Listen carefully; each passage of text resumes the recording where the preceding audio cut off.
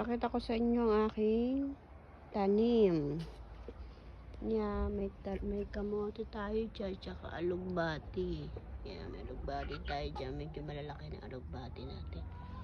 Tapos yan, talong. May mga bulaklak yan. Kalabasa. Yan ang aking kinukuha ng mga bulaklak.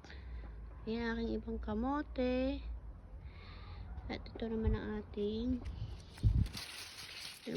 tanglad. Ayan, malago na sila. 3 puno siya. Yan, ang kamote ko. Ito naman ay berries. Yan ang aking kamote. Tapos, ang isang nagtataka ko, itong aking mais na pagkataas na, ay wala pa naman ang puso. At ang kanyang bulaklak, ito. Tingnan nyo guys. Ganyan din ba ang bulaklak ng mais nyo? Kakaiba. Ang mais ko kakaiba. Walang puso. Pero ganyan ang kanyang bulaklak. Ne?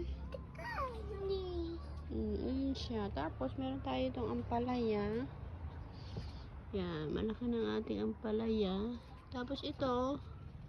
Ito galing kay Tita Christine. Yan, tumubo. Awan ko ang ano to. Kung sitaw ba siya o ano.